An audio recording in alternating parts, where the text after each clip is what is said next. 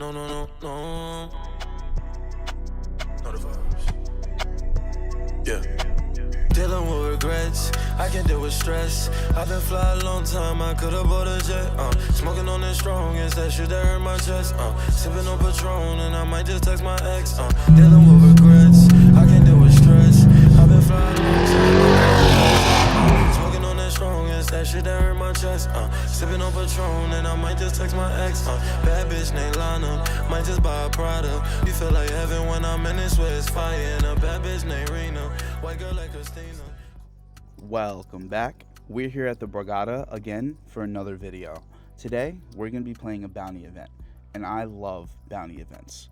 This event is a PKO, and it's a big one. $880 for the buy-in. Every person you knock out, you get $200, and $200 goes to your bounty, which starts at $400. The other $400 of your buy-in goes into the pot, which is $250K guaranteed. The goal today is to knock out as many people as you can. So here, in middle position, when our opponent bumps it up to 11, we call with the ace-3 of hearts. We want to make stack-off hands, and suited aces with wheel cards definitely qualify. And 3 stragglers come along for the ride. Seems like we're all playing the same game. We all want to see flops, and we all want to peel cards. So as we take our ace-high to a flop, we make top pair, which is good enough for us to continue. So when the action is on me, we just tell our story and lead for 3,100. We take the long way when we go to grab our chips, but we get it past 3 opponents who want my bounty just as badly as I want theirs, and we scoop in the first pot.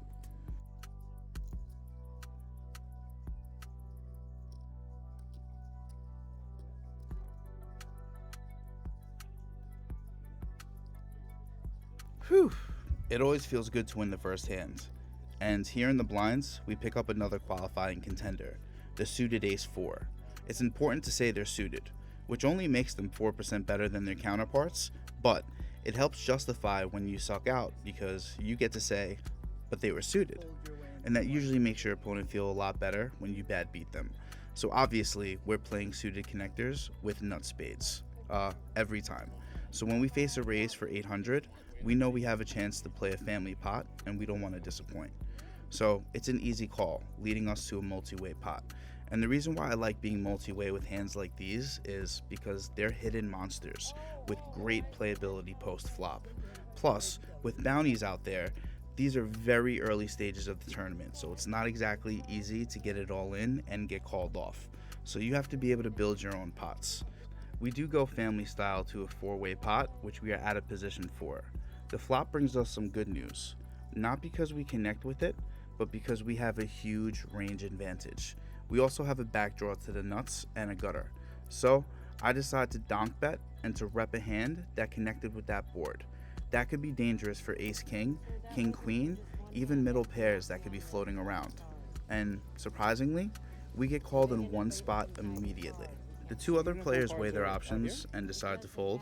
Probably had exactly what I put them on, but alarm bells ring as we go heads up to a turn card, which brings a king of diamonds. Not a card that we're scared of. We could easily be up against a low pair, a flush draw, or a combo draw that doesn't like to see that king at all. We put 5K out there, and we get called as this pot starts to balloon. The river comes out, and it's not exactly what we wanted to see. A king. But it's a king that's a brick for all other draws, especially hearts, which is what I put him on based off of how quickly he's been calling my bets. Either way, I know I need to bet if I want to win this pot, and we need to make it seem like it's a value bet. So we elect to go half pot and put our opponent to the test. It does get through, and I noticed the live read here as he was trying to signify strength, when in fact, he had weakness. It doesn't take long for our first table to break and us to get reseated. Our new table has some heavy hitters to the right of me, big chip stacks, and I'm in the blinds, and we pick up the 8-9 of clubs. Same philosophy around suited connectors, so when the late position opens, we decide to welcome ourselves to the table, and we call a raise, out of position, with a little more aspiration than hand strength. But the truth is, we want to tangle with the big stacks, especially at this point in the tournament. That's how you become one. And when the flop comes out, we connect with the board in the biggest way possible. We flop the nuts, as our tequila order comes. We just landed on this table. We flopped the nuts. My drink comes in just in time. Things are going good right now. And then, to make things even better, our opponent decides that he's going to continue and lead into us. Now, we want to make sure we don't blow it. Everything we're doing is intentional. I'm showing zero interest in the pot. I'm just sipping and gathering myself. Opponent is staring me down and I'm not paying any mind to it. So when he bets, I snap call on purpose to make it seem less strong than I really am. When the turn comes, it puts 2 flush draws on the board, which I don't like, but I'm set up so proper and I don't want to blow up my hand here. If a heart or a spade comes on the river, I could always reevaluate. So my plan is check call, see a river, and give my opponent just enough rope to drown on 5th Street. The river is what dreams are made of. We still have the nuts. And I ever so sneakily check over, quickly, in stride, intentional. Now, I'm in the hot seat. I looked unsure on the turn, and I look weak with my line. That might be enough. He goes into the tank. We hope he makes a mistake, and he does.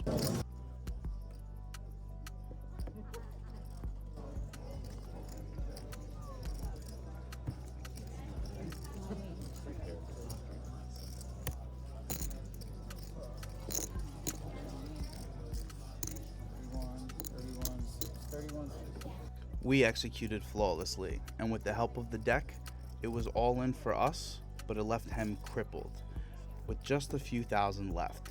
So we didn't get the KO, but now we got some playing chips for sure, and we plan on using them to turn the heat up on the at-risk stacks, and possibly win ourselves a couple of new bounties.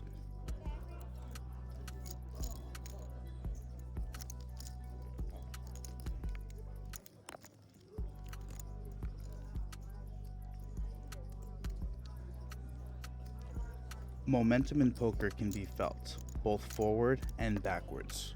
Right now we know we have positive momentum with us. We know the other players want to teach us a lesson. But as I peel back a pair of 6s, it might be me who's teaching lessons. It ends up getting folded around to the button, who elects to put in a small raise. We elect that we're going to take the conservative line, and we're just going to put in the call. We're still stacking our chips, we don't want to seem strong. Plus, if a flop comes out like Ace King 6, it's going to be extremely deceptive, and the cards are falling my way. We really want to see another 6 on the flop. I make eye contact with the dealer. She knows the assignment. You just need to pause the video and like it to bring the 6 in the mix.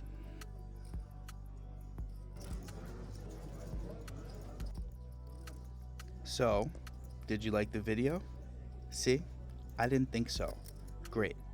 Now I have to check it over, and now we have to do it the hard way. I do notice the opponent is very focused on his hands, and he's really staring me down.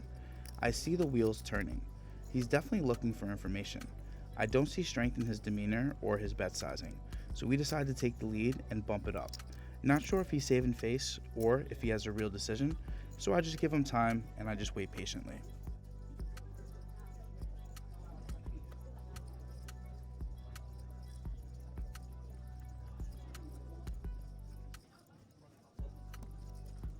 We're glad to take down another one as we continue to chip up and make an impact on the table as we go along. I could also acknowledge we're getting a run of cards and I'm holding every single time, or I'm taking down the pots with minimum effort. Plus, the last 3 hands happen consecutively, and here we pick up another big hand with the Jack 10 of spades. I feel like we're in a good spot, both position and table image wise. They don't want to see the same player keep winning and running over the table. But now, I'm on the button and I'm looking down at a profitable party hand as it starts to fold around to us. So I raise, which might be suspicious. It might induce some action otherwise avoided. I raise on the button and we get one player in middle position to give us some of that action. We have our opponent outstacked, we're in position, and we're running well. We have a strong table image and we have a lot going for us. So, when the flop rings out, ace high with a 10 in the middle, we want to pounce on this. If my opponent had a strong ace, I would probably have heard about it pre-flop. And because I raise, I could easily have a strong ace. And if I did, I would bet small. So, that's what I do. I fire a bet of 2,000 and I get call, and we go heads up to a turn card that improves us, giving me some straight outs, enough to continue to tell the story. I value bet my pair, fully prepared to improve on the river if I need to, but my opponent waves the flag and lays it down, continuing our table dominance. We pull in another one, and that hand chips us up to the big stack at the table. Slip to go up to the cage, and there's like 15 people up there, so it's like I'll be here all week. We begin this hand in middle position as the blinds go up.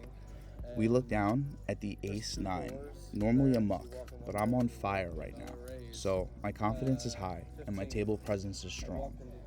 We decide to raise it up to 1500. It's important to attack blinds and antes as they make up a huge percentage of the pre-flop pot. Now, that plan gets soiled when it folds around to the button, who decides to get in the way of the easy money. Now, I'm looking at going heads up to a flop out of position with not so great of a holding, but we do have the big stack, and we don't want to make a mistake, but we can afford to. Most other players at the table are at or below starting stack, so they can't afford to mix it up the same way I can.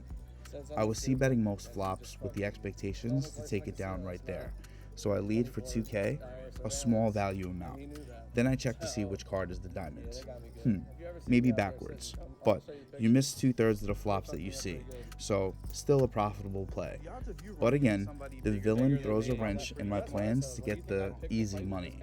Now, that's how you dig yourself into holes. But when the turn brightens up my odds a bit of making the nuts on this board, I decide I'm going to check it over. The reason why I do this is for pot control, and I want to be able to realize my equity on this board. So when the button takes control and bets 3500, we make the call with 35 to win 14.5k, looking for an ace or a diamond. What I don't like is the polarity of my situation because it looks like I have the ace of diamonds. So the only way to get paid is to bet moderately. So I quickly grab 11k and toss it in the middle. 11 now. There you go, shut up. That is not down.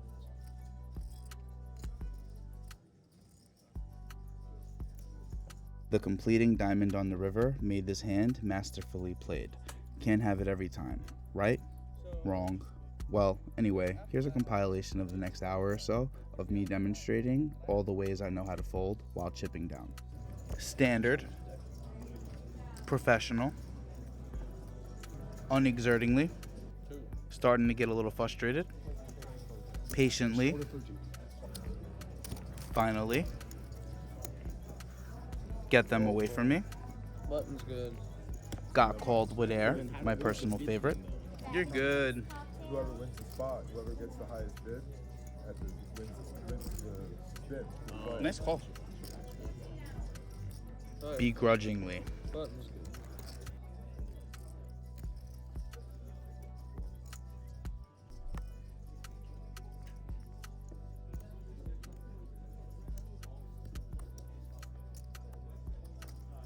So, now that I've exhausted all of my patience chipping down after missed flops, failed bluff attempts, picking up garbage, missing bluff opportunities, you name it, I get lit up with the old 3-5 of hearts, nicknamed Watch This. So, watch this. This looks like kings from where I'm sitting. Even better if you ask me. When we're in middle position, we open up the pot to 3,500. We get a couple of middling players to fold, and we end up going heads up with the dealer, and we go to a flop of 8-5-4 rainbow. Seems like a pretty good flop for my hand, but we could be up against a plethora of winning hands at this point, so I elect to check it over. I think I'm ahead, so I'm prepared to call a flop bet, but instead it goes check check to a turn card, which brings the 6 of hearts, giving me a backdoor flush draw. I check it over again, and at this point I'm putting her on overcards, and she takes a stab at it for 2,700. I was thinking about raising, but I wanted to see a river and I wanted to keep the pot modest. And what a river it is. It's the ace of heart completing my flush draw. And there's a 4-liner to a straight. We've been so passive, we elect to go the sneaky route, checking it over to the villain, who falls right for the trap. When she bets 3,000, I think to myself, she might actually have a hand here. So I go for max value and make our move.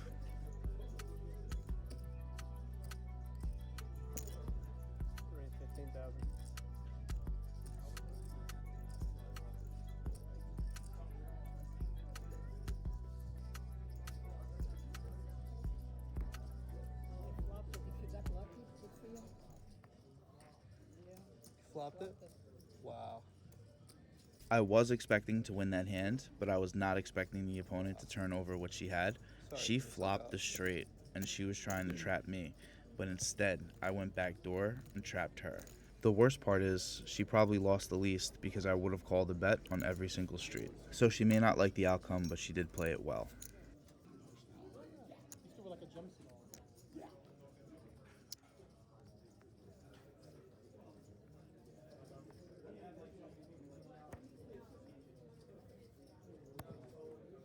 Here, we pick up Big Slick. Now, we've been winning pots and we've been chipping up, but I came here to get some bounties, and they seem ever so elusive, which makes me want them even more. So when we get a chance to 3-bet pre-flop with a premium hand, this is our chance. My heart starts to pump, my senses are enhanced as I think about all the different actions and reactions. I'm rooting for a click back, but I'll settle for a call. But instead, it folds through, squandering my dream of bounty. We chip up with the small win, and we move on to the next one.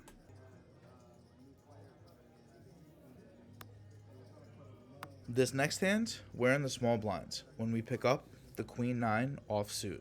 I like to call them chappy cards from a player I knew way back. They're not good cards, but it's a game I like to play with myself. It's a fun party hand with a side of danger, my type of action. They're not bad candidates to balance a range with. Plus, there's blinds and antes and all that jazz. So, when I get the opportunity to call 3,000 to go 3 ways to a flop with 12,600 in it, we elect to make that call. And that flop comes out with Queen High, which is a good thing. But it also comes out with 3 hearts, which could be a bad thing at the same time. So I decide to donk bet it for 5,000. I'd like to end this pot right here. And if I face any aggression, I'll know exactly what to do. And we get 2 insta-mucks behind.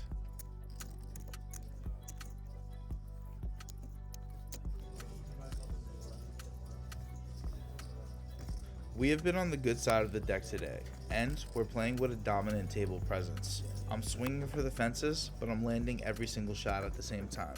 I feel good, and it's been a great session so far. We look down at the King Jack. It would be smart to proceed with caution, but I bump it up to 3,000 instead. The players are getting tired of me and my raises. There's a fee on me. One might say a bounty, so they're starting to mix it up a bit. They're coming out of their comfort zone to accommodate me, and that's going to prove to be a mistake. So, when the dealer takes in the pot and puts a flop out, I'm quite pleased with what I see. I have an open ender to a straight with 1 overcard. This makes me about a 3-to-1 dog against 3 players in a 4-unit pot. You see where I'm going with this. Plus, if the ace peels off, it could really be a stack-threatening card for the 2 other opponents. I lead for 6k in position and get called by 1 player. Not exactly what I want to see, but we have plenty of hand to back up that bet. So, when the dealer takes in those chips and puts out the 10 of spades, not exactly the way I was hoping to go with this. The reason why that's not my favorite card to see is because now I could be drawing dead if a 9 or an ace peels off. But there aren't monsters under the bed. Those are government employees. So the show must go on, and we have to put a meaty bet out there. And that gets it done.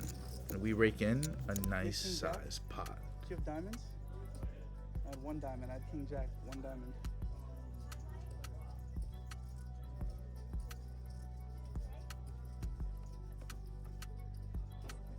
I think we could all agree that poker is not supposed to be played like this or go so well while being played like this. But hey, couldn't have happened to a better guy. Am I right? Well, this next one is me really reaching. I'm bestowed the Queen 4 offsuit by the poker gods. I'm on a roll. I'm playing a rush. So we find ourselves in a spot we have no business being as we elect to call a raise in middle position with cards that are equal to a bus pass and an expired library card. And that's on a good day when I haven't already lost my bus pass and my expired library card. To make matters worse, we connect with bottom pair on a stupid flop to have bottom pair on. The pre-flop raiser leads for 2,700 on the turn, which is actually a bit on the small side, especially if he has an ace. Plus the dealer is knuckling on the table in Morse code, telling me to tell you guys that this video needs a like in order for a 4 to come on a turn. So, well, like this video for a 4 on the turn, which does not come. So that means I know that you're not liking this video. Or you liked it 2 times to bring an 8 instead. Maybe I was being harsh. Well, an 8 does us no good, but our opponent checks. That could be our cue to make a bid on this pot for 5K. So go ahead, muck. Well, he didn't muck, but he did do the next best thing, which is tank. Now, I don't expect an ace to ever fold to me. That's true. But he could have a hand like 10s, jacks, or queens that don't love any of this. There's still an argument to be made. He should always still be calling with those hands. One more bet. And ultimately, he does. So I guess we're in agreement there. I've already given up hope of getting there, but something strange happens on the river. The middle card pairs, which actually terrifies me, because if I'm being honest, I don't think he has an ace, and I was planning on bombing it on the river. But if he doesn't have an ace, I have to put him on big pocket pairs or middle pair on the turn, and middle pair just got there in the worst way. So I actually convinced myself that 2 pair with showdown value could be good enough, and I make the mistake of checking back and being showed the business. Got 4. 7.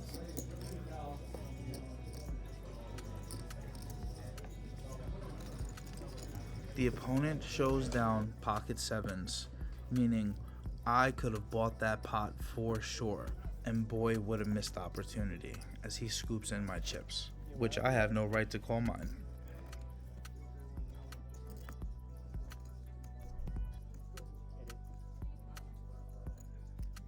We've been chipping up and chipping down. We're playing hyper aggressively in hopes of collecting a few bounties. I've been close, but they're oh so elusive. I haven't put any players at risk. Well, that's about to change when we look down at pocket 9s. Now, we can't get ahead of ourselves.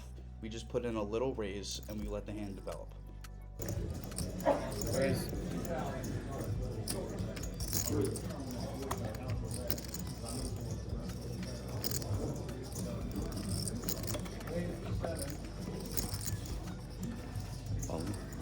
Raise.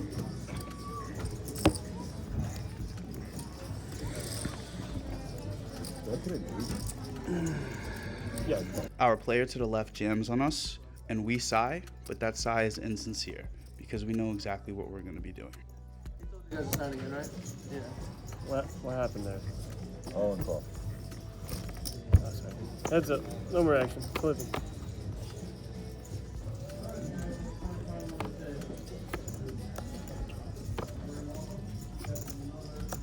Nines and 3s. And just like that, the good guys scoop up a $400 bounty, and we made it look easy.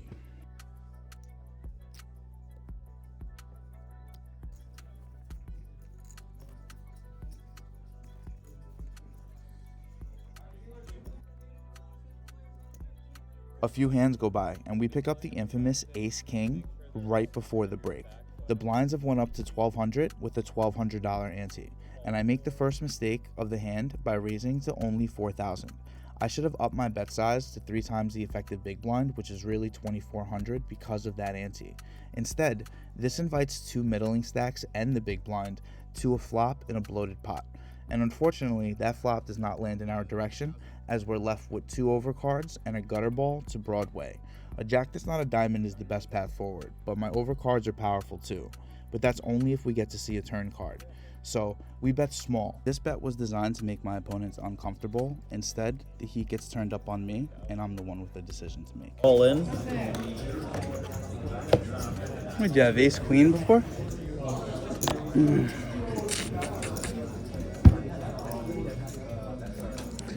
I don't want to. Call. His jam all in gets us heads up, and he only has 15k left. So 12 to call to win 25 plus a bounty. It was a sweet deal in theory, but now I'm up against King Queen looking for just an ace or a jack. We needed the like before, but we really need it now. One time for an ace or a jack for the knockout. Ooh. I'm sorry for the suck up.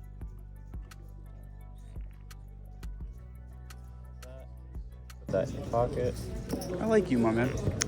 I like you too, bro. We develop our bromance, but we also develop our stack to monster. Got a medium pass like Andy Poker. Who, me? Oh, that's funny. I've never been compared to like Abby Poker before, but I appreciate Exactly it, bro. We had to break and you had to commercial.